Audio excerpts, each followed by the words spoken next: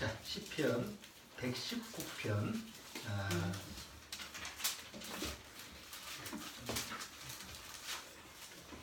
1절서부터 8절까지만 크게 한번 같이 천천히 읽어보겠습니다. 시편 119편 1절서부터 8절까지입니다. 행위 완전하여 여호와의 법에 행하는 자가 복이 있으며 여호와의 증거를 지키고 전심으로 여호와를 구하는 자가 복이 있도다. 실로 저희는 불의를 행치 아니하고 주의 도를 행하는도다. 주께서 주의 법도로 명하사 우리로 근실히 지키게 하셨나이다. 내 길을 굳이 정하사 주의 율례를 지키게 하소서. 내가 주의 모든 계명에 주의할 때에는 부끄럽지 아니하리이다. 내가 주의 의로운 판단을 배울 때에는 정직한 마음으로 주께 감사하리이다. 내가 주의 율례를 지키오리니 나를 아주 버리지 마옵소서. 청년이 자, 이제 8절까지 읽었는데 그 다음에 9절서부터 그 다음 동그라미 친 데가 몇 절까지 돼 있죠? 16절입니다. 그 다음에 또 동그라미 친 데가 또 몇 절이죠? 24절. 계속 몇이 도와지는 거예요? 8개씩 도와지죠? 8, 16, 24, 32 이렇게 계속 8개씩 늘어납니다. 그래서 시편 119편은 8개의 문장이 22개의 하나의 이렇게 단편식으로 얘기하면 이렇게 8개로 한시가 22개가 모여있는 게 시편 119편입니다. 그래서 총 176개의 문장으로 되어 있습니다. 22개에서 8을 곱하면 8, 26, 176개죠. 자, 이게 왜 이렇게 시편 119편은 기록되어 있느냐면 히브리어 문자를 위한 시이기도 해요. 그러니까 히브리어가 22개의 문자로 되어 있죠. 알파벳은 26개로 되어 있는데 히브리어 문자는 22개로 되어 있어요. 그래서 히브리어 22개의 그 알파벳을 위해서 그 알파벳 찬양을 하는 그런 시가 시편 119편입니다. 그래도 또 특이한 게 뭐냐면 이 시편 그 110편은 알파벳이라고 하는 히브리어 알파벳에 처음 이제 A가 알레프예요. 알레프 이렇게 되는데 그 다음에 베이트 이렇게 되는데 알레프가 8절에 보면 계속 첫 문장에 알레프라는 그 처음 단어가 첫 문장에부터 시작해요. 그래서 여기 여러분한테 자료를 준 거 여기 보면 뒤에 그림이 시편 여기 뒤에 보면 이런 그림이 나오죠. 자, 사실은 그림이 아니라 글인데 우리가 보기에는 이제 그림으로 보이는 겁니다. 여기 보면 맨 앞에 쭉 화살표된 여기 쭉 8개 문장이 앞에 뭐라고 되어 있어요? 앞에 이 글씨가 같아요, 달라요? 앞에 계속 똑같죠? 똑같은 그게 알레프예요. 영어의 A나 마찬가지예요. 알레프 해가지고 첫 문장이 똑같이 이렇게 시작되죠. 그 다음에 8절서 이제 9절서부터 또 시작되는 거는 알파벳 B에 속하는 베이트의 쭉 그게 또 문장이에요. 그 다음 문장은 또 세 번째, 네 번째 이렇게 해서 마지막 22개의 문장에 타브라고 하는 게 맨 끝인데 그게 이제 맨 마지막에 8개 문장으로 이루어지겠습니다. 굉장히 특이하죠. 그래서 요 특이한 그런 시편 119편의 요 그 전체 내용이 바로 뭐냐면 하나님의 말씀, 율례, 뭐 토라, 하나님이 주시는 그 법규 이런 부분을 하나님 앞에서 사랑하는 이런 부분에 대한 전체적인 핵심으로 되어 있습니다. 자, 한번 여기 앞에를 한번 보시죠. 이 앞에 그림을 한번 보십시오. 여기 앞에 되어 있죠. 여기 보면 자, 이 알레프라고 하는 것이 처음에 어떤 형상이냐면 옛날 아브라함 시대가 어떤 시대야? 옛날 아브라함 시대가 이집트 문명이 있던 시대죠. 그 이집트 그 그림도 어떤 이집트의 글씨 그 글자가 다 어떤 문자예요? 상형 문자죠. 상형 문자라는 게 뭐예요? 우리가 시각적으로 어떤 그림을 보고 이렇게 받아들일 수 있는 이런 그런 형상이 된 게 상형 문자인데 여기 알레프라고 하는 처음 히브리어를 쓸 때는 지금의 이 문형은 아니에요. 그러니까 처음에 이집트 문명 시대에 히브리어 처음 알레프라고 하는 것은 그림을 뭘로 썼냐면 황소의 그림이에요. 이 황소. 여기 그림 보면 이집트 해가지고 3000년, BC 3000년 이렇게 돼 있죠? 그때 사용했던 문자가 여기 요런 문자였어요. 여기에 히브리어 처음에 알레프가. 그러다가 여기 시나이라고 하는 요 때가 이제 모세 때예요. 모세는 어떻게 썼을까? 그 당시에 모세 때 사람들은 히브리어 그 알레프를 요렇게 썼어요. 요렇게 그렸어요. 이제 글자를 쓸 때 요렇게 썼어요. 그러다가 페르시아 시대 때 왔을 때 이스라엘 민족이 썼던 알레프는 요런 모양이에요. 그러다가 여기 그리스 문명 때는 요렇게 오고, 그 다음에 이제 로마 문명 때는 지금의 알파벳 A 이렇게 돼 있죠. 그래서 영어의 알파벳은 히브리어서부터 시작됐어요. 히브리어가 이게 오면서 알파벳이 된 거죠. 그래서 알파벳이라는 게 왜 알파벳이에요? 응? 이게 알레프하고 그 다음 베이트예요. 그래서 알파벳은 영어에서 알파벳이라는 것은 이 히브리어에서 알파벳에서 나오는 그 근원을 가지고 있어요. 자, 그런데 여기 옆에 보면 여기 송아지가 있죠. 옛날 모세 왔을 때 모세가 시내산에서 율법을 십계명을 받을 때 이 아래 아론을 통해서 그 이스라엘 민족은 뭘 만들었어요? 모세가 없는 사이에 금송아지를 만들었죠. 왜 금송아지를 만들었어요? 우상으로 만드는데 왜 하필이면 금송아지로 만들었죠? 뭐 다른 동물도 있잖아. 코끼리나 뭐 이런 것도 있는 사자 이런 걸 만들 수도 있는데 왜 하필이면 금송아지를 만들었을까요? 이집트 문명 시대에서 가장 강력한 힘, 파워 뭐 이런 거를 상징하는 그런 상형 문자가 황소예요. 이 소예요. 왜냐하면 소라고 하는 것은 그 당시에 농사를 지을 때는 없어서는 안 되는 동물이죠. 또 힘도 세고 그 다음에 뭐 부유하게 하기도 하고.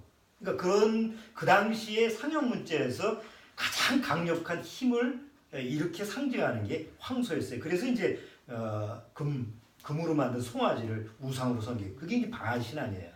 응? 자, 그런데 알레프라고 하는 이 단어에서 상징하는 게 바로 황소라는 데.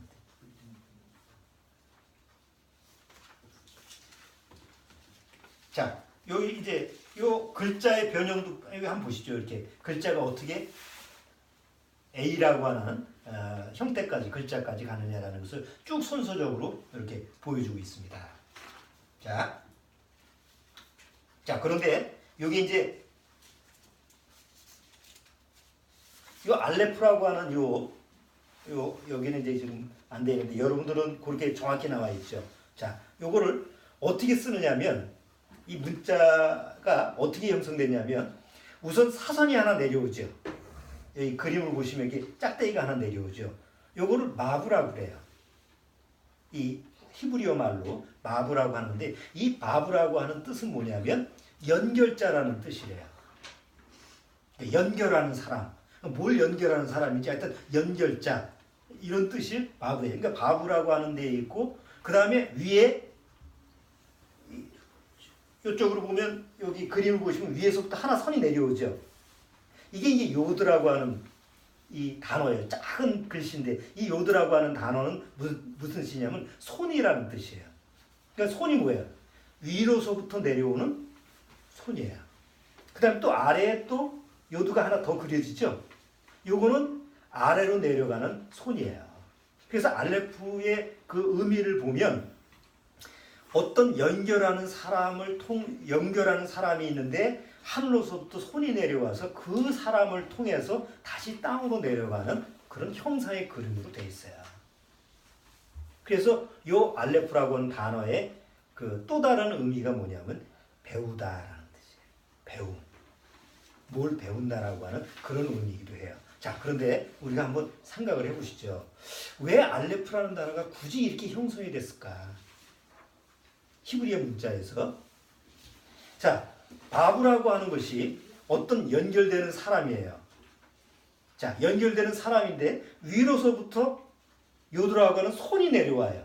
근데 하필이면 그 연결자라고 하는 사람을 통해서 또 다시 아래로 내려가죠. 이거는 우리가 이제 구원받고 나서 생각해 보면 누구가 연상이 됩니까? 바로 예수 그리스도가 연상이 됩니다. 하나님과 사람을 연결시키는 거예요. 하나님과 우리를 연결시키는 연결자가 누구예요? 예수님이죠. 근데 그 예수님이 위로부터 오는 손으로서부터 여기 그림을 한번 보시면 이 자료 화면 한번 내가 보여드릴게요. 이걸 이제 해석하는 자료가 있는데 여기 한번 보시죠. 여기 알레프라고 하는 요게 단어인데 여기 보면 뭐 보이죠? 여기? 못과 같은 형상입니다. 그러니까 요 형상이라고 하는 것이 이 갈고리, 못 이런 의미도 있다라고 하는 것을 우리가 생각해 보면 하나님이 그 아들 예수님을 통해서 바로 우리한테 뭘 보내주시는 거예요? 성령을 보내주시는 그런 의미가 담겨져 있는 게 알레프라고 하는 거죠. 자, 근데 히브리의 마지막 22번째 글자가 뭘까요? 히브리어의 마지막 22번째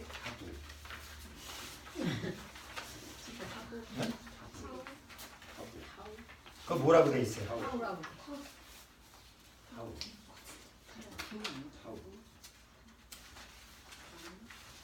어딨지 그림이? 자, 타부예요. 타부인데 이게 그림을 보시면 어떤 그림이에요? 네? 그림을 보시면 그 그림이 어떤 그림으로 돼 있어요? 십자가로 돼 있죠. 이게 왜 그러냐면 옛날 히브리어에 보면 길을 가다가 이정표가 있잖아요. 여기서 뭐 돌아가라고 하든지 여기가 길의 끝이라고 하든지 이정표가 있는데 자 돌에다가 이 길 지금까지 왔던 길이 여기가 끝입니다라고 하는 표시를 할 때 그 타부라고 하는 십자가 표시를 거기다가 했다고 그래요. 옛날. 그럼 타부의 뜻이 뭐냐면 거기에 십자가라는 뜻이 있어요. 그럼 처음 알레프하고 맨 끝에 타부라고 하는 그 끝과 뭐가 연결이 돼요? 시작도 예수님을 통해서 시작하고 끝도 예수님을 통해서 마무리하는 게 히브리 문자의 22개의 그 알파벳 안에 담겨져 있는 하나의 신비스러운 비밀이라는 거죠. 물론 이 문자를 쓰고 있는 히브리 민족들은 그렇게 해석을 안 하죠. 예수님을 안 믿으니까. 이거는 구원받고 나서 거듭난 사람들이 다시 히브리 그 문자를 다시 한번 해석했을 때 그렇게 해석하는 그런 방법이에요. 자, 한번 우리가 이렇게 히브리어를 보니까 한번 여기 뒤에 보면 글씨를 쓰는 나는 하나 내가 여러분들한테 줬어요. 한번 연습을 한번 해볼게요. 히브리어 알레프입니다. 알레프. 자, 이걸 쓰면서 알레프 하면서 써보세요. 자, 방법은 여기 써있죠. 우선 여기서 위에서 아래로 사선을 긋는다. 요걸 뭐라고 그랬어요? 마부라고 그랬어요. 마부. 무슨 뜻? 연결자. 그 다음에 위에서 아래로 유드라고 그랬죠. 요드라고 하는 요게 뭐라고 그랬죠? 손. 하나님으로부터 오는 손. 그 다음에 또 아래도 다시 선 하나를 긋고 요것도 아래로 내려가는 손. 요게 이제 성령이 우리한테 내려오는 거예요. 그래서 알레프는 사선 긋고 하나 이게 삼역으로 되어 있죠. 그래서 이 히브리어 문자는 한자하고 비슷해요. 한자도 상형 문자죠. 표 문자죠. 글씨를 보고 그 안에 글씨 안에 의미가 담겨져 있잖아요. 그렇죠? 자, 그런데 이 알레프라고 하는 단어가 하나님을 상징해요. 그거를 숫자적으로 해석을 하는데 이 히브리어 문자는 다 그 글자의 값이 정해져 있다고 해요. 히브리어 문자 하나 안에 다 숫자가 있어요. 그래서 여기 표 보시면 이런 게 있죠. 이런 거. 오늘은 뭐 설교가 아니고 거의 무슨 학교 공부하는 수업 시간 같은데 여기 보면 여기에 A, B, 뭐 G, D 이렇게 해가지고 히브리어 문자에 보면 숫자 값이 있어요. 숫자 값. 그래서 1, 2, 3, 4 이게 있죠. 자, 알레프의 숫자 값을 한번 보시죠. 알레프의 숫자 값을 보면 이 내려가는 연결자라고 하는 바브라고 하는 이 글자 값은 6이에요. 이게 왜 6이냐면 사람하는 사람이 6이잖아. 666 할 때 그게 6자가 사람이라는 뜻이라고 그랬죠. 자, 이게 글자 값이 6인데 그 위에 있는 요드라고 하는 요 손이라고 하는 글자 값은 10이에요. 10. 자, 또 요두가 몇 개 있어요? 요두가 2개잖아. 위에서 하나, 아래 또 하나가. 그러니까 숫자 값이 2개니까 20이죠. 20에다가 바브가 몇이라고? 사람이라는 숫자 값이 6이니까 도합 몇이에요? 26입니다. 자, 야훼라는 말 들어보셨죠? 구약에 야훼는 뭐예요? 야훼는 누구를 야훼라고 그래요? 성경에서. 야훼는 하나님을 야훼라고 합니다. 야훼라고 하는 히브리어의 숫자 값이 얼마일까요? 26입니다. 야훼라고 하는 히브리어의 글자 값이 26입니다. 그러니까 알레프라고 하는 숫자 값하고 뭐하고 같아요? 하나님이라고 하는 숫자 값하고 히브리어의 문자에서는 똑같아요. 그러니까 결국은 알레프라는 이 단어는 누구를 뜻하는 거예요? 하나님 자신을 뜻하는 거예요. 그래서 알레프 전체의 이 문장의 숫자 값은 1이에요. 알레프는 1, 베이트는 2, 뭐 이렇게 숫자가 매겨져 있어요. 자, 이렇게 히브리어 문자는 다 하나님, 그 문자의 이 글 뜻 안에는 뭐하고 연결되어 있냐면 하나님과 연결되어 있어요. 자, 알레프라고 하는 걸 이제는 쓸 수는 있죠.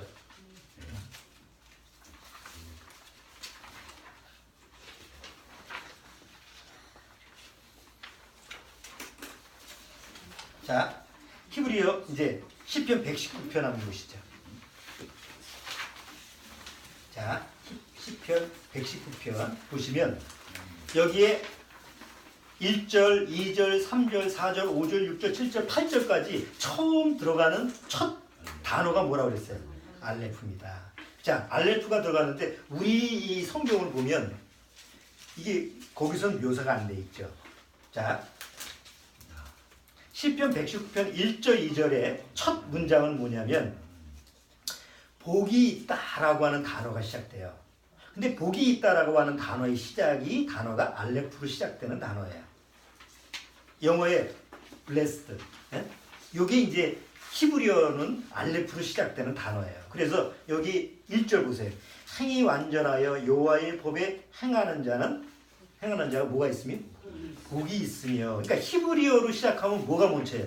복이 있는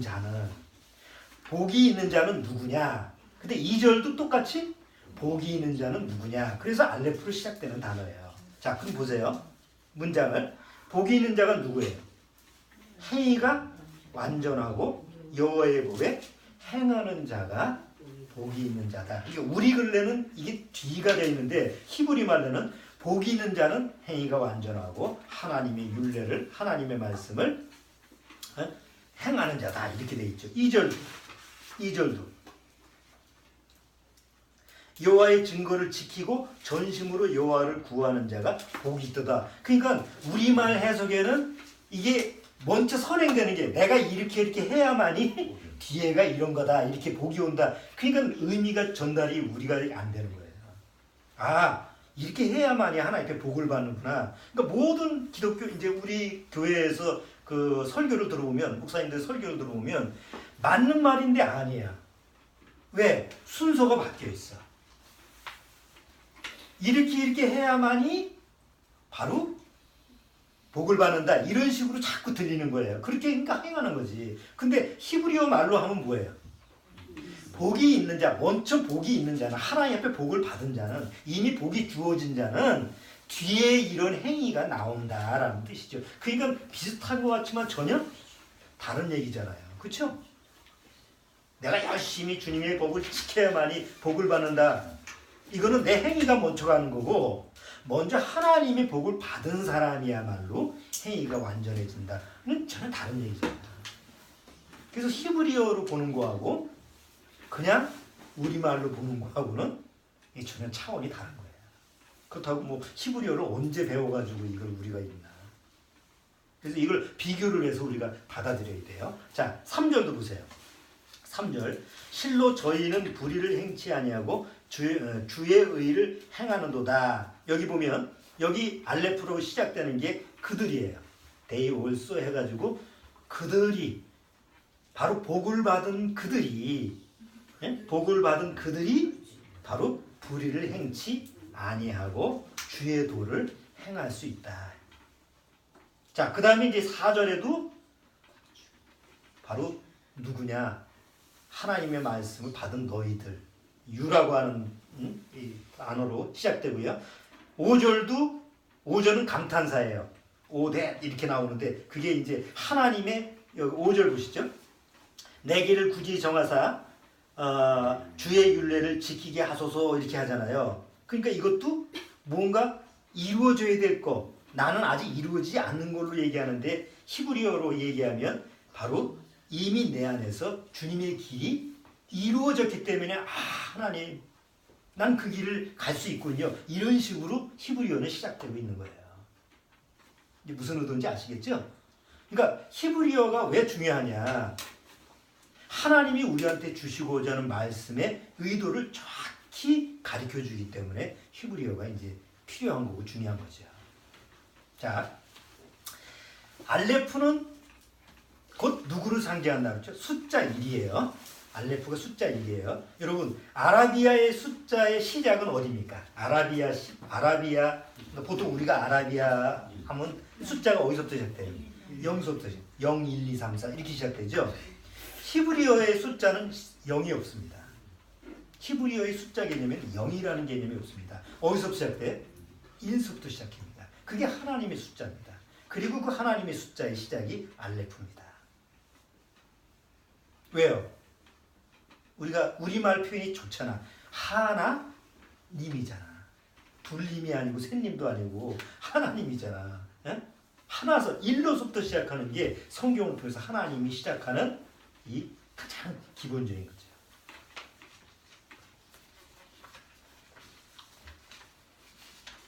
자, 그래서 히브리어의 알레프로 시작되는 대표적인 그 단어를 보면요. 아부라고 하는데 이 아부가 뭐냐면 아부가 뭘까? 히브리어 말로 아부는 뭘 얘기할까? 아부하고 비슷한 우리나라 말은 뭘까? 아버지.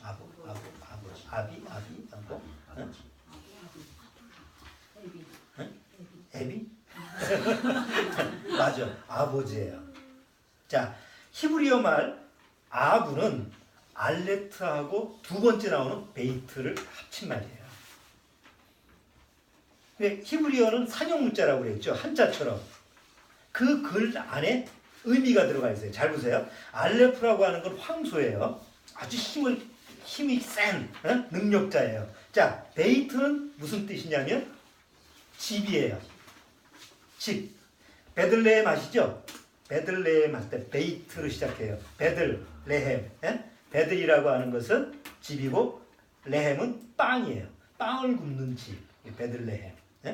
히브리어로. 자, 그러면 왜 알레트하고 두 번째 베이트라고 하는 것을 합친 것이 아버지냐? 황소가 있는 집. 가장 강한 자가 있는 집. 가장 그 당시 옛날 시대에 아브라함 시대에 가장 강한 자가 집에 있으면 뭐가 해야 돼? 그게 아버지가 되는 거예요. 그래서 그 아부예요. 그래서 아부 할 때 아버지의 처음 시작이 알레프예요. 그 다음에 우리가 예수님이 아버지를 가장 친근하게 부르는 말이 아바로 이제 아바. 그러니까 아바도 알레프로 시작되죠. 또 나를 뜻할 때 I am 할 때 나 나라고 하는 나는 둘이에요, 하나예요? 하나죠. 1이라는 숫자잖아요. 나가. 그러니까 나라고 하는 나의 소유격 이런 것을 얘기할 때 그것을 시작하는 처음이 바로 알레프예요. 그 다음에 L은 하나님을 뜻하죠. L도 바로 권능의 하나님을 L이라고, 엘로힘 이렇게 권능의 하나님 할 때 L도 바로 알레프로 시작하고, 그 다음에 우리는 하나 할 때 원이죠.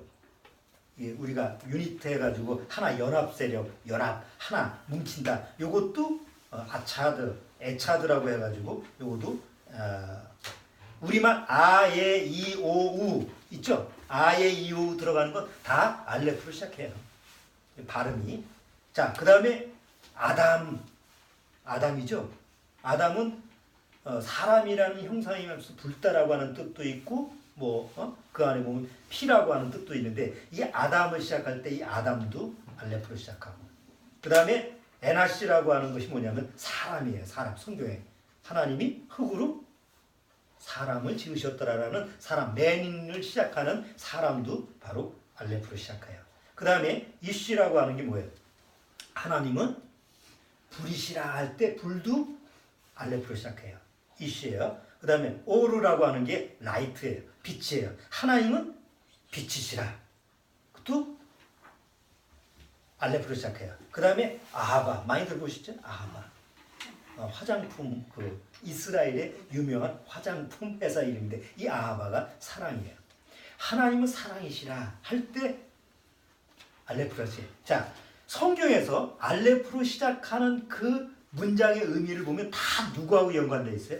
하나님하고 연관되어 있어요. 그러니까 하나님과 연관되는 그 글자는 다 알레프로 시작해요. 그래서 우리가 히브리어 이렇게 성경이나 히브리어를 보면 알레프가 딱 보이면 이건 하나님과 관계되는 그런 의미로 좀 들어가겠구나. 이렇게 이미 글자 속에 그 뜻이 담겨져 있기 때문에 히브리어를 보는 사람 입장에서는 늘 누구를 생각하게 하는 거예요? 하나님을 생각하게끔 문자가 만들어져 있다는 거죠. 그래서 히브리어는 하나님이 주시는 문자예요. 누구한테? 이스라엘 민족한테. 뭘 배우라고? 아까 알레프는 뜻이 뭐라고 그랬죠? 배우다라고 하는 뜻이 있다고 그랬죠? 그러니까 누구를 배우라고? 하나님을 배우라. 그래서 잠언서의 지식의 근본은 뭐예요? 하나님을 경외하는 것이다. 하나님을 아는 것이다.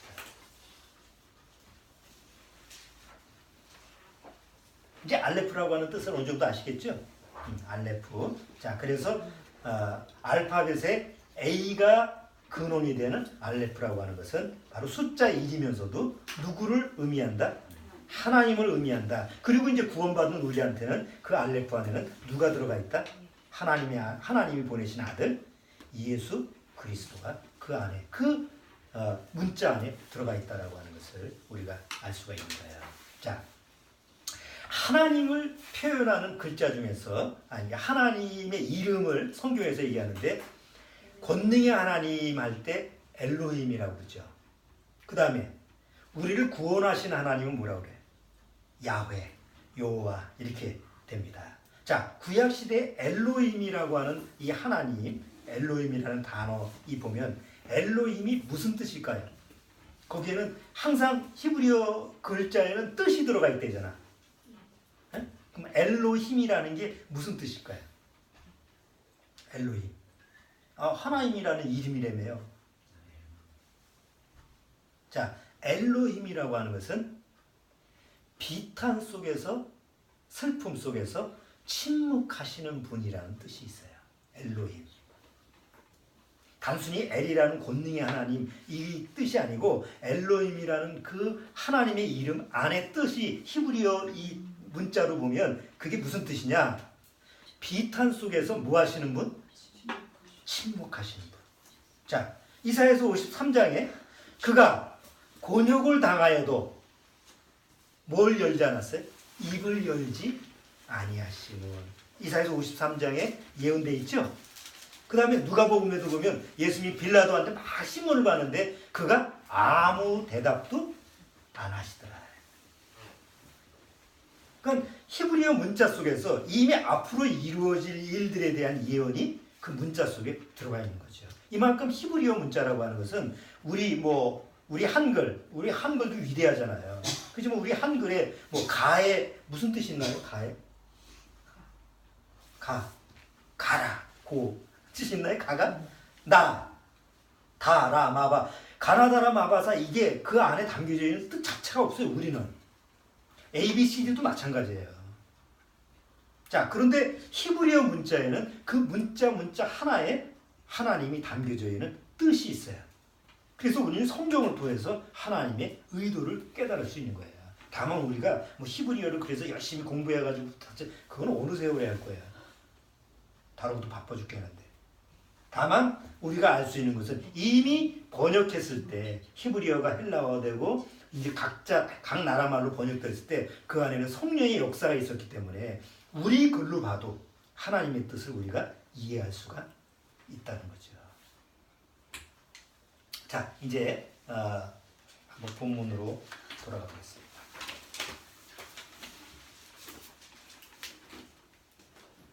자, 히브리어 글자를 또 배우니까 좀 신기하고 좀 새롭죠? 에이, 이딴 거 배워서 뭐하나. 입시에도 안 나오는데. 그렇지만 우리가 신앙생활 할 때 어차피 시편 119편을 이해하게 된 거니까 여기서 또 알파벳 순서로 돼 있으니까 한 번씩 우리가 익혀두면 많이 도움이 될 것 같아요. 자,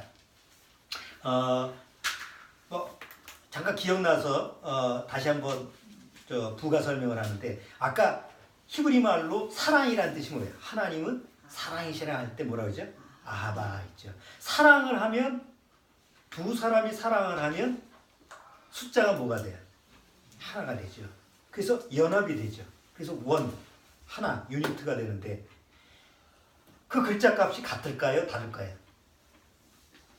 우리말에서는 사랑 이 단어하고 남녀가 결혼하고 하나 되는 거 이런 게 전혀 연관이 안 되는데 히브리 문자는 연결이 돼요. 자, 하나라는 것은 아까 에차드라고 하는 뜻인데 에차드라는 단어인데 이 에차드의 숫자 값이 13이에요. 그런데 아하바라고 하는 숫자 값도 13이에요. 이 뭘 의미하죠? 사랑을 하면 하나가 된다라고 하는 그 의미가 하나가 된다고 원이라고 하는 에차드라고 하는 단어하고 숫자 값이 같다라고 하는 것은 의미가 같이 통용이 된다는 거죠. 자, 그런 식으로 히브리어 이 문자는 성경을 통해서 완벽하게 우리한테 하나님의 말씀을 제시하는 문자로 오게 되는 거예요. 자, 그래서 히브리어 문자가 없어지지 않고 지금까지 보존되어 있는 거죠. 만약에 이게 없어졌다면 이스라엘이 2000년 동안 나라 없이 세계에서 방황을 했잖아요. 자, 세상에 히브리어 문자가 없어졌어요. 2000년 동안. 우리는 일제 36년 동안 억압을 당하면서 뭘 못 쓰게 했어요? 우리말을 못 쓰게 하잖아. 근데 이게 한 300년 동안 우리가 종노릇 했다고 했어요. 일본한테. 우리 글자가 있었을까요? 없었을까요? 없죠. 남아있을 수가 없었을 거예요. 히브리어도 마찬가지 아니에요?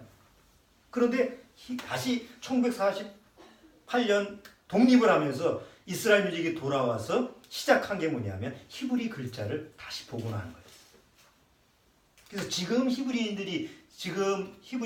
이스라엘 민족이 사용하는 히브리어는 옛날 고어하고 좀 다르다고 그래요. 현대 히브리어라고 하는데 근원은 같다는 거지. 뿌리는. 자, 이제 돌아오겠습니다. 시편 119편. 자, 시편 119편에서 알레프로 시작하는 1절서부터 8절까지의 내용을 보면 시작이 뭘로 시작된다고요? 알레프로 시작된다고 그랬죠. 알레프는 숫자 1이기 때문에 누구를 상징한다고 그랬어요? 하나님을 상징한다고 그랬습니다. 자, 오늘 제가 여러분들하고 같이 묵상하고 싶은 것은, 교제나누고 싶은 것은 하나님과 나와의 관계 속에서 가장 중요한 게 뭐냐면 누구로 시작하느냐가 가장 중요하다는 거죠. 누구든지 구원이라고 하는 것을 지식적으로 배울 수 있어요. 누구든지 얘기를 하면 또 어느 날 신학교 가서 목사가 되면 구원에 대해서 아주 잘 설명하고 또 뭐 기독교 방송 들어보면 아 참 똑같은 얘기하네. 아 정말 옳은 얘기하네. 이렇게 표현할 수 누구나 그렇게 할 수 있습니다. 자 문제는 그렇다고 해서 시작이 다 똑같은 건 아니에요. 누가 시작하느냐에 따라서 그 결과가 다른 거예요. 자 여기 시편 119편에 복이라는 얘기 나오죠. 복이 있는 자. 여기 행위가 완전하여 여호와의 법에 행하는 자가 복이 있으며 뭐 교회에서 복 얘기 많이 하잖아요. 뭐 교회에서 복 얘기 빼면 뭐 그거는 교회에서 아무것도 아니지. 그러면 교회에서 복을 얘기 많이 하는데 세상 복하고 하나님이 성경에서 얘기하시는 교회에서 얘기하는 복 말고 세상 복과 하나님이 얘기하시는 성경에서 말씀하시는 복과 다른 점이 뭘까요? 복과 다른 점이 세상 복은 뭐예요? 세상이 잘 되는 거잖아요.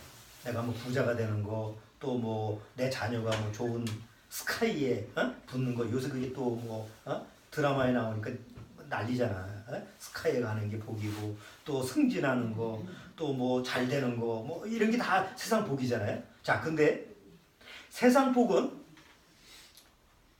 이게 계속 지속적으로 갈까요? 예를 들어서 세상 뭐 내가 갑자기 뭐 일이 잘 돼가지고 부자가 됐어. 그러면 계속 부자가 영원히 지속됩니까? 세상 복은? 아닙니다. 그게 어느 날 갑자기 멈출 수 있어요. 많은 것을 왔는데 어느 날 다 잃어버릴 수가 있는 게 세상 복이에요. 아이가 스카이에 갔어. 요새 스카이 뭐 드라마를 보니까 그 거기 때문에 캐슬인가 뭐 스카이 캐슬 보니까 스카이 갔다 칩시다. 서울 의대에 갔다 칩시다. 근데 결말이 어떻게 될지 모르지만 결코 좋게 갈 것 같지는 않아. 내가 보기에는. 아니 난 그 드라마를 보지는 않았는데 내용 잠깐 보니까 스카이 가는 게 목적이더라고. 근데 수단과 방법을 가리지 않고 가다 보니까 진짜 불법 천지야. 그러면 드라마의 결말이 뭘까라고 그냥 가만히 생각해 보니까 결국 피해자가 하나 나오는데 그 자식이에요.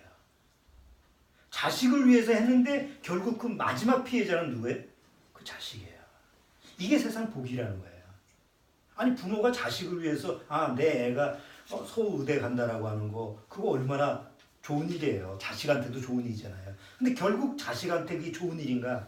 아니 자식한테는 그게 복이 아니라 저주래니까. 그것도 뭐 살인이 나오고 막 뭐 드라마가 아주 이상해 복잡해. 그냥 학교 입학만 하는 게 아니더라고. 가만히 보니까 그 안에 저 출생의 비밀도 나오고 별로 뭐 다 드라마를 만들기 위해서 그렇게 하는 거겠지만 세상 복이라고 하는 게 간단하지가 않아요. 그렇죠? 그래서 세상 복이라고 하는 것은요. 세옹지마예요. 세옹지마 아시죠? 우리 고사성어의 세옹지마. 아들이 하나 있는데 주원이 아나? 세옹지마? 인생사 세옹지마라고 들어봤지? 주영이는 세옹지마 알아? 들어봤지 너도? 응? 사랑이는 세옹지마 설명할 수 있나? 들어는 봤지?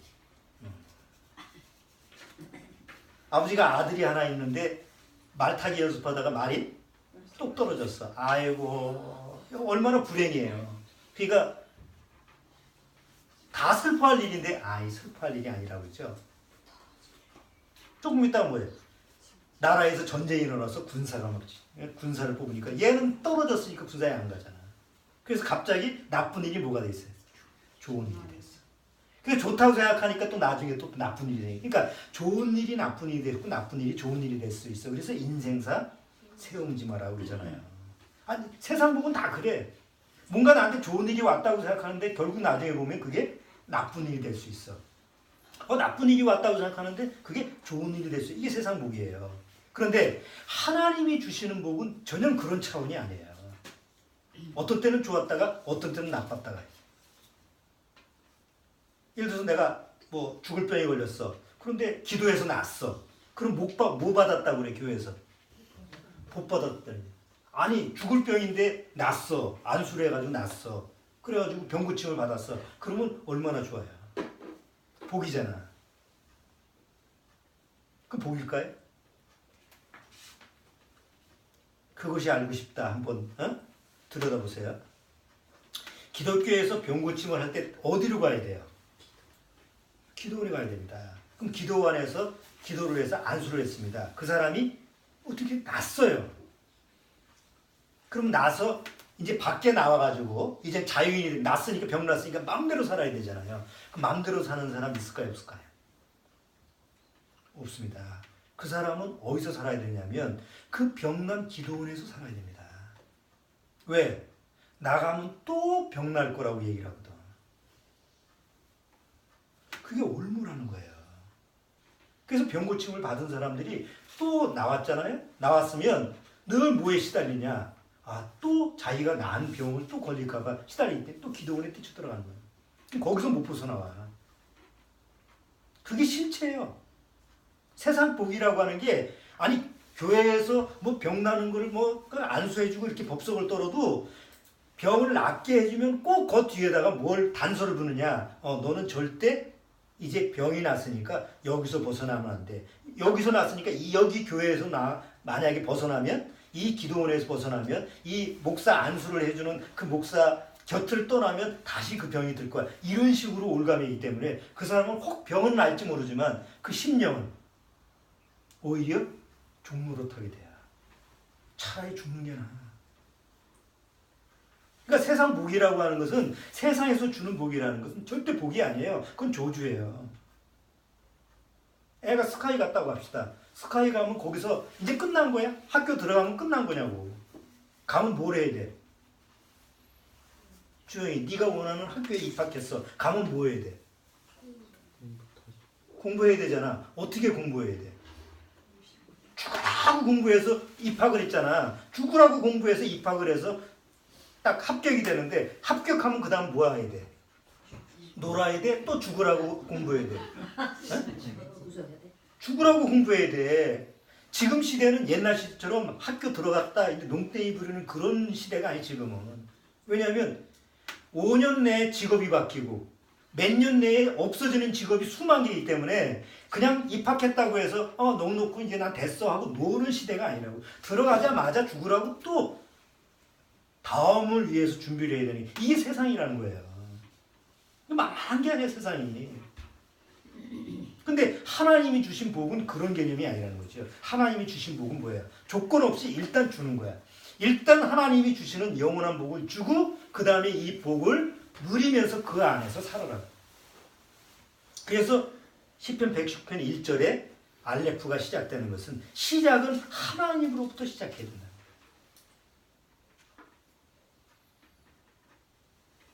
내가 태어나는 것도 하나님으로부터 시작해야 되고 내가 뭐 나중에 뭘 배우는 것도 하나님으로 시작해야 되고 내가 직업을 갖는 것도 결혼을 하는 것도 자녀를 낳는 것도 그러니까 모든 것이 내 일상생활에서 모든 것이 하나님으로부터 시작해야지 결말이 좋아요. 복으로 끝나요. 그런데 하나님으로 시작하지 않으면 그 결말은 반드시 뭐예요? 저주가 되는 게 이게 성경에서 말씀하는 거예요. 그래서 시편 110편 1절부터 뭐가 시작되는 거예요? 알레프로 시작하는 거예요. 시작이 누구냐? 하나님으로부터 시작돼야 된다. 두 번째는 뭐가 나온다고요? 베이트라고 하는 게. 베이트가 뭐예요? 베이트는 집이라고 그랬잖아. 집. 하나님으로 시작하는 사람은 반드시 어디서 살아야 돼? 하나님의 집에서 살아야 돼. 예? 이게 알파벳이 이스라엘 민족 그 히브리의 알파벳도 순서로 들어가 있어요. 그러니까 하나님을 믿는 사람이 제 맘대로 사는 게 아니라 다음 단계 어떻게 살아야 될 것까지 들어가 있는 게 이 히브리의 알파벳이에요. 그건 이제 앞으로 우리가 다뤄가면서 살펴보도록 하죠. 자, 처음 하나님이 이 세상을 창조할 때 뭐로 시작됐어요? 하나님으로 시작됐습니다. 그래서 모든 것이 완벽한 거예요. 완전한 거예요. 그렇죠? 여러분 이 나무 우리 이 자연 환경을 보면 우리가 만든 게 아니잖아요. 그래서 모든 것이 어떻게 해요? 완전히 완벽해요. 아무리 타락된 세상이라고 해도 여전히 하나님이 창조하신 창조물은 완전한 거예요. 그래서 우리가 그걸 보고 감탄을 하는 거 아니에요? 자, 그런데 하나님이 시작한 모든 창조물이 다 여전히 완전하고 완벽한 모습을 취하는데도 불구하고 딱 하나만 불완전한 존재가 있어요. 그게 누구예요? 그게 유독 사람만이 불완전한 존재예요. 왜 그러죠? 뭐가 들어와서 그래요? 죄가 들어와서 그런 거예요.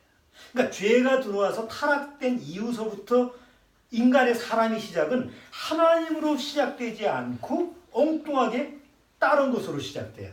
다른 게 뭐예요? 사단으로부터 시작되는 거예요. 원래 하나님의 원리가, 창조의 원리가 모든 것의 시작은 하나님으로부터 시작하게끔 모든 것이 만들어졌어요. 첫째 날, 둘째 날, 셋째 날, 마지막 일곱째 날까지 하나님으로 시작되는 거예요. 자, 하나님이 7일을 창조하셨잖아요. 일주일을 창조하셨는데 처음 시작이 언제부터 시작되죠? 우리는 월화수목금토일이잖아. 이스라엘 민족은 언제부터 시작해요? 안식일서부터 시작해요. 그리고 안식일이 시작돼서 뭘로 끝나요? 안식일이 끝나요. 그래서 안식일날 이스라엘 민족은 아무것도 안 해요. 하면 안 돼요. 그래서 1967년 욤푸르 전쟁이 일어났어요. 그게 뭐냐? 안식일날 욤푸르트가 암식일이라는 뜻이에요. 그 욤푸르트라 날에 전쟁이 일어났는데 그게 요르단이 공격을 하고 이집트가 공격한 거예요. 이스라엘 안식일을 다 쉬잖아. 안식일 아무것도 안 하는데 공격을 했어요. 그러니까 이집트, 시리아, 요르단이 1960년 3차 중동전쟁이죠. 갑자기 안식일날 쳐들어오니까 우리나라 6.25가 언제 왔어요? 쉬는 일요일 새벽에 왔잖아. 그러니까 방비를 못했잖아요. 처음에. 똑같이 안식일날 그건 좀 규정 위반이지. 야비하게 안식일 이스라엘 민족이 뻔히 아무것도 하지 않고 안식일날은 무기도 못 들잖아. 그런 날에 공격을 했으니 그러니까 모든 나라들이 이제 끝났다라고 했어요. 근데 3차 중동전쟁에서 그게 유명한 6.1 전쟁이에요. 딱 6일 만에 전쟁이 끝나요. 아무 무방비 상태에서 전쟁이 시작되는데 딱 6일 만에 끝나는데 6일 만에 끝나고 나서 이스라엘 민족이 원래 하나님이 주신 땅을 다 빼앗겼어요. 시나이 반도, 이집트 땅, 시나이 반도 아시죠? 시나이 반도 빼앗았어요. 요르단에 지금 예루살렘 성전이 있는 다윗성 이쪽, 요르단 이쪽 다, 그 다음에 골란고원, 시리아의 골란고원 다 뺏었어요. 6일 동안에. 스스로는 할 수가 없는 능력인데 하나님이 하신 거죠.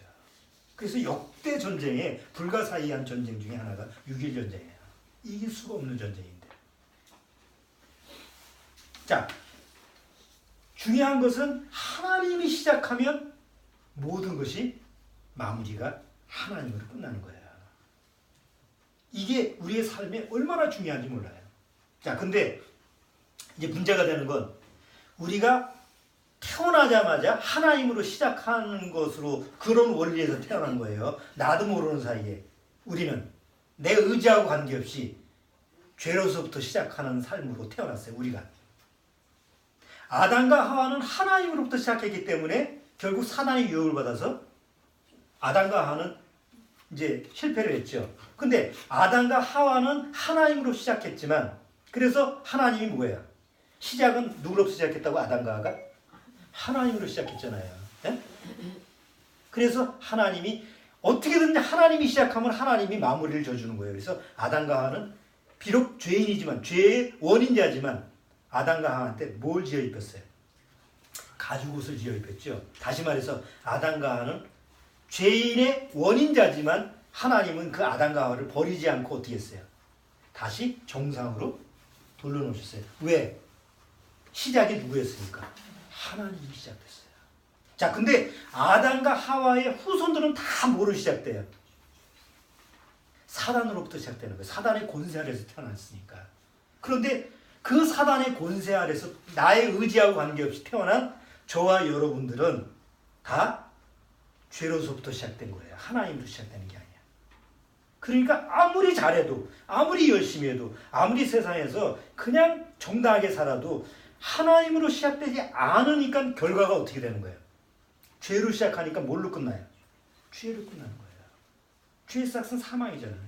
결코 마무리가 하나님이 원하시는 대로 되지 않는 게 우리 아담과 하와의 그 안에서 밑에서 태어난 우리 인생이라는 거지. 자, 여기서 이제 중요한 게 있어요. 내가 내 마무리를 하나님이 원하시는 그런 마지막 좋은 결말, 복 있는 결말이 되려면 뭐로부터 시작된다? 뭐로부터 시작해야 된다? 하나님으로 시작해야 돼요. 근데 나는 태어날 때서부터 뭐로 시작됐다고 그랬어요? 하나님으로 시작되지 않고 죄로 시작됐어요. 그러니까 첫 단추가 잘못되진 거야. 첫 단추가 잘못 꺼지면 다음번엔 뭐예요? 다 줄줄이 잘못된 거잖아요. 그러니까 내가 죄로서부터 시작돼서 10년 살았어. 우리 주원이가 몇 년 살았지? 10년도 넘게 살았네 벌써. 응? 응? 12년 살았어? 많이 살았네. 응? 주영이는 몇 년 살았어? 응? 19년 살았어? 거의 20년 가까이 살아지네.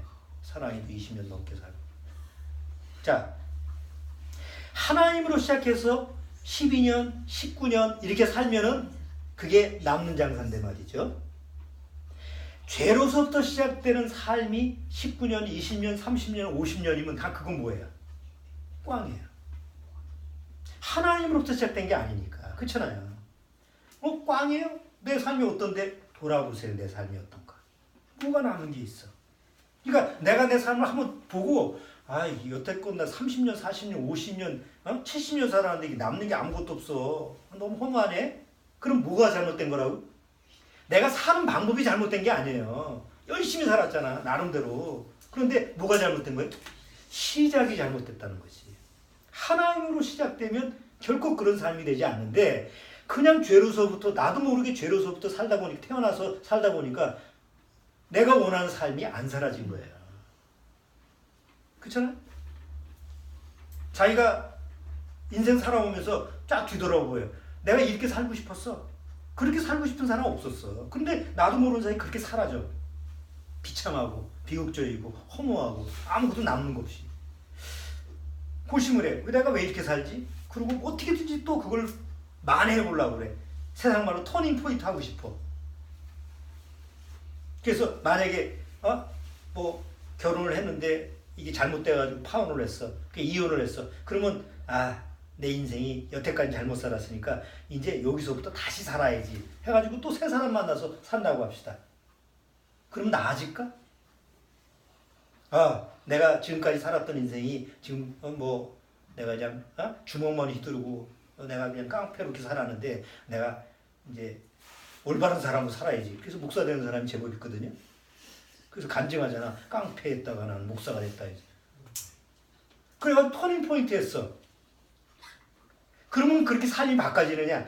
그거는 인생 살면서 그냥 사라지는 어떤 방식이 바뀌어진 거지 근원이 바뀌어진 게 아니에요. 근본적으로 바뀌려면 시작을 누구서부터 시작해야 된다고? 하나님으로 시작해야 돼. 자, 근데 문제가 있어요. 나는 태어나서부터 뭘로 태어났어요? 죄인으로 태어났어요. 다윗이 그걸 깨달았죠. 내가 죄악 중에서 출생하고 죄 속에서 태어났다라는 거. 그거 굉장히 대단한 거예요, 다윗이. 다윗이 그걸 썼기 때문에 다윗이 구원받은 사람이구나 라는 걸 알지, 그거 안 써놨으면 이 사람이 구원일까 아닐까 의심이 들 정도의 삶이었잖아요. 자, 그러면 다윗이 죄악 중에서 출생했다라고 하는 걸 깨달은 건 뭐예요? 내가 시작이 뭐로부터 시작했다? 죄로서부터 시작됐다. 그러니까 죄로서부터 시작하니까 죄의 종으로 사는 거야. 그러면 결말이 뭐예요? 결말은 절대 좋지 않아. 아무리 잘 먹고 잘 살고 부자가 돼서 살았다 하더라도 그냥 빌 게이츠, 또 빌 게이츠는 아직 살아있으니까 누구죠? 죽은 잡스. 자기가 이뤄놓은 걸 누려보지도 못하고 죽었잖아. 암으로. 얼마나 허망해. 그게 죄로부터 시작했기 때문에 사실 죽을 때 허망한 거에 다 그렇게 끝나는 거야. 자, 그런데 시편 1편, 110편 1편 1절부터 8절까지 얘기가 뭐냐면, 복이 있는 자는 이렇게 하면 복이 있을 거다 이게 아니고, 하나님 앞에 복이 있는 자는, 다시 말해서 뭘로 시작하는 자? 알레프로 시작하는 자는, 하나님으로 시작하는 자는 그냥 복이 있는 걸로 쭉 가다가 뭘로 끝나요? 복으로 끝나. 아니 인생 살다가 그 암병에 걸릴 수 있는 거 아니에요? 그건 복이 있는 자가 살다가 암병에 걸려서 죽을 수도 있어. 그거는 아무 문제가 안 돼. 나 사고 나서 죽을 수도 있잖아요. 가난해질 수도 있잖아요. 부도 날 수도 있잖아요. 하나님으로 시작하면 혹 그런 상황이 온다고 할지라도 하나님의 복이 없어져요, 안 없어져요? 원래 시작한 하나님의 복이 안 없어져요. 또 그런 상황도 안 오고. 왜? 그렇게까지 안 나가거든. 근데 죄로부터 시작하면 자기도 모르는 사이에 그냥 내 인생이 헛되이 낭비가 되니까 결국은 나중에 가서 그런 결말이 오는 거예요. 자, 나도 모르게 내 의지와 관계없이 죄로 시작된 걸 어떻게 내가 스스로 바꾸죠? 어떻게 하나님으로 시작할 거예요? 1번, 교회 나가서 기독교인이 된다. 2번, 세례를 받고 세례교인이 된다. 3번, 상담받고 구원받고 하나님의 자녀가 된다. 4번, 하나님의 전적으로 매달린다. 주영이 몇 번일 것 같아? 4번? 하나님께 전적으로 매달린다. 주원이는 몇 번이야?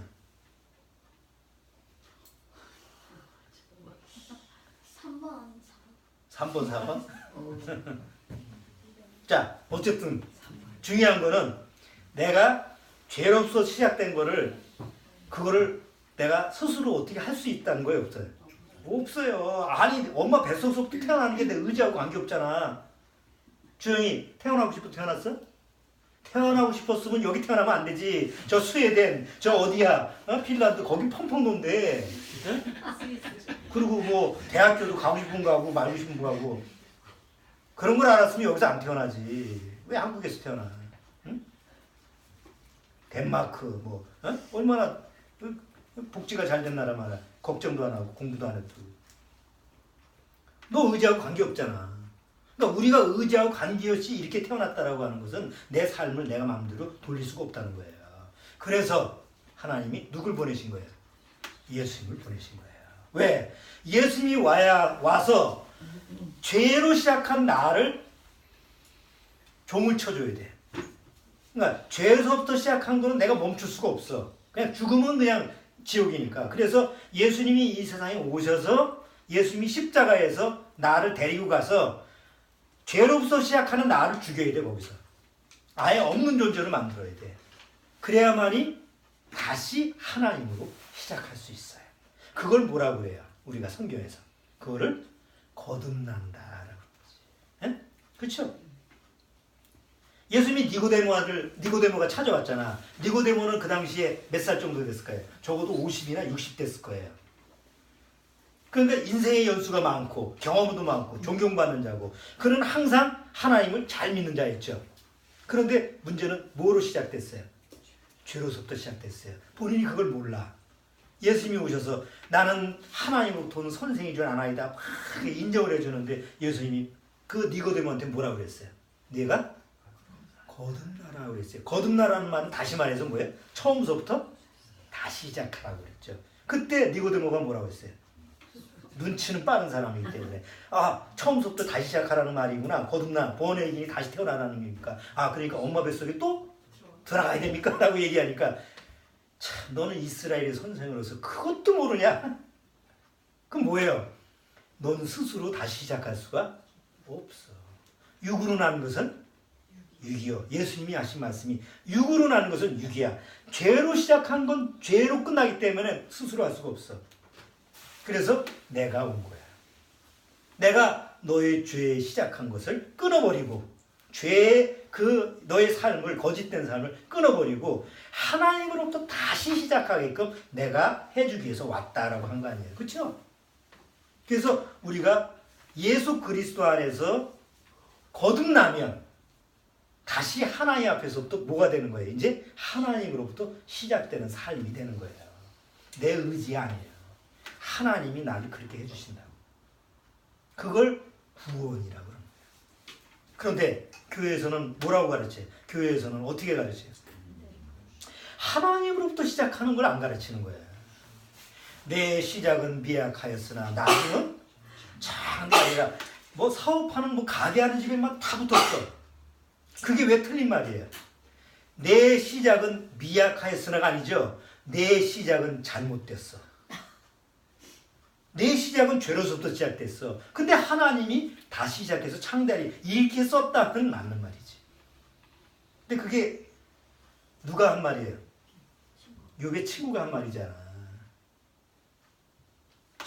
내 시작은 미약하였으나 하나님이 창대하게 한다는 건 뭐예요? 시작은 네가 시작했지만 하나님이 너한테 와서 플러스를 해줄 거다. 이게 보통 우리나라의 기독교, 아니 전 세계에 지금 거듭나지 못한 사람의 기독교인의 공통점이에요. 시작점은 얘기를 안 해. 아무리 복음에 대한 설교를 하고 구원에 대한 설교를 해도 공통점은 딱 하나예요. 시작이 어디냐서부터는 얘기를 안 해. 그걸 콱 집어줘야 되는데 그걸 집어주지 않고 자꾸 그래 네가 시작은 네가 뭐 교회 다니고 뭐 지금은 신앙이 뭐 믿음이 적지만 이제 하나님이 역사하시면 강해질 거야. 이렇게 얘기하니까 사람들이 아 그렇구나 하고 빠져들어가는 거야. 근데 우리처럼 시작서부터 아니야. 시작서부터 다시 시작해야 돼 라고 하면 어렵지. 받아들이기가 힘든 거예요. 아, 내가 교회 10년 다녔는데 뭐 20년 다녔는데 집사고 목사고 장로인데 뭐 이렇게 얘기하면 그때서부터 어려워진 거지. 그렇죠? 하나님은 간단한 거예요. 어쨌든 이유 불문하고 하나님으로 시작하지 않으면 꽝이에요. 지난주에 있잖아 주영한테. 공부도 하나님으로부터 시작해야만이 기억이 잘 난다고. 근데 하나님으로 시작하지 않으면 그 모든 기억을 누가 짜내야 된다고? 내가 쥐어 짜내야 되는 거야. 그 쥐어 짜내야 되니까 머리가 산발이 되잖아. 멋은 있지만 기억이 그리 안 나. 막상 시험 때 기억 안 나면 어떡할 거야. 아직은 안 늦었어. 충분한 실력이 있으면서도 그걸 발휘하지 못하는 것처럼 안타까움이 없다고. 근데 하나님으로 시작하면 하나님은 나를 창조하신 분이고 하나님은 나의 모든 것을 기억하는 분이야. 그러니까 그 하나님으로 시작했을 때 그 결말이 내가 원하는 것보다 더 훨씬 아주 내가 놀랄 만한 그런 하나님의 능력을 맛보게 되는 게 그게 하나님의 시작이라는 거예요. 그게 알레프야. 인생에 알레프가 있어야 돼. 인생에 A, 인생에 간은 없어도 돼. 근데 인생에 알레프는 있어야 돼.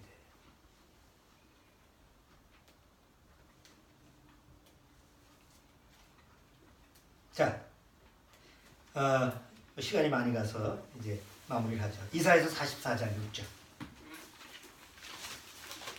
이사야서 44장 6절. 자, 6절. 주원이가 한번 크게 한번 읽어주세요. 이스라엘 왕인 여호와 이스라엘의 포속자인 망군의 여호와가 말하노라. 나는 처음이요 나는 마지막이라. 자, 나는 처음이요가 뭐예요? 나는 처음이요가 이게 무슨 단어예요? 처음이라는 게 알레프야. 그 다음에 마지막은 뭐예요? 끝은 아까 다 알레프와 다 알파와 오메가가 아니요. 알파와 오메가는 그리스도고 성경 히브리어에서는 처음과 끝은 뭐냐? 알레프와 타브예요. 예수님으로 시작해서 예수님으로 끝나. 하나님으로 시작해서 십자가로 끝나야 돼. 그 다음 조금 더 그 다음 장 뭐예요? 48장 12절에도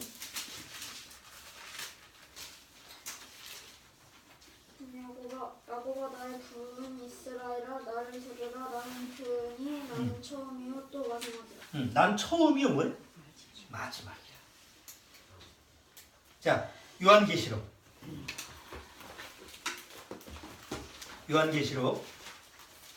22장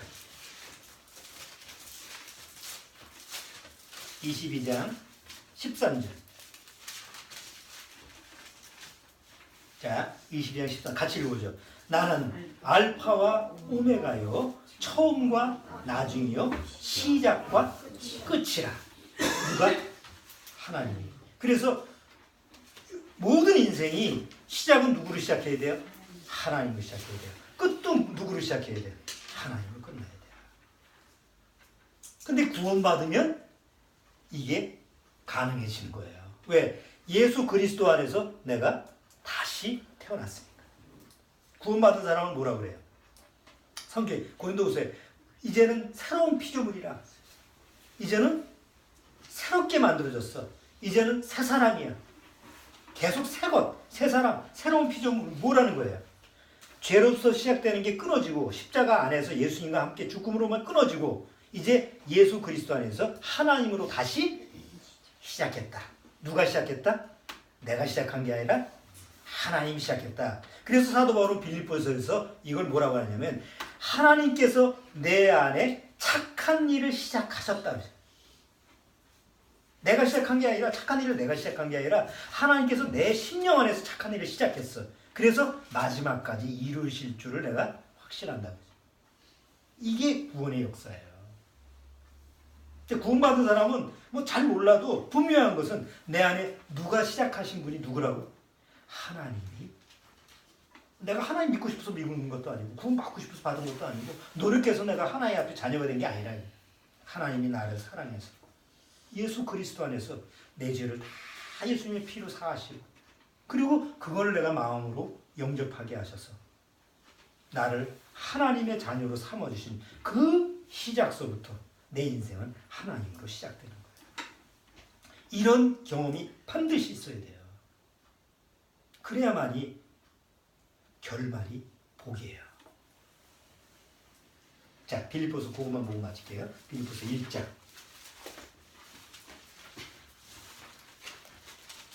자, 빌립보서 1장. 자, 1장 6절. 정말 우리 심령 안에서 이게 확신이 들어와야 돼. 그냥 믿을까 말까 이게 아니야. 그냥 확신이 있어야 돼요. 1장 6절 같이 읽어보죠. 너희 속에 착한 일을 시작하신 이가 착한 일을 시작하신 이가 누구예요? 예수님. 이가 그 다음에 뭐예요? 그리스도의 예수의 날까지. 예수님의 날이 언제예요? 재림하실 때 날까지 이루실 줄을 우리가 뭐하느라? 확신하노라. 이 확신할 수 있는 것은 바로 하나님 안에 예수 그리스도가 내 인생에 들어오셔서 내 삶의 주인이 되시는 그 시작하는 그 확실한 경험이 있는 사람만이 이게 확신이 드는 거예요. 이제 2019년도 이제 시작입니다. 1월달입니다. 지금 고작 지금 3주 지났습니다. 다시 한번 여러분 마음을 정리하면서 내가 올 2019년도 누구로 시작하고 누구로 마무리할 것인가. 만약에 올해 여러분이 또 시작한다면 2019년도도 결말은 뻔해요. 6은 뭐라고? 6은 6이라고 그랬어요. 그럼 남는 게 아무것도 없어요. 열심히 돈 버니까 돈이 남을 거 아니에요. 결코 남지 않습니다. 하나님으로 시작해야만이 모든 것이 남게 됩니다.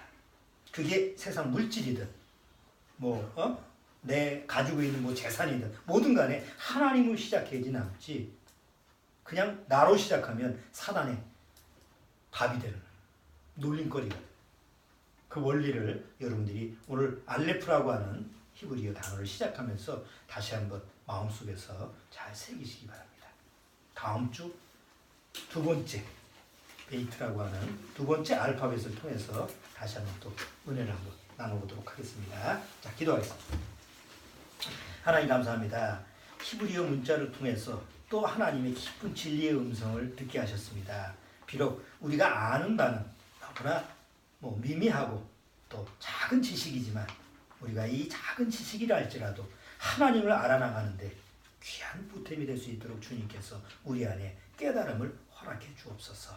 예수님의 이름으로 기도드리옵나이다. 아멘. 자, 우리 찬송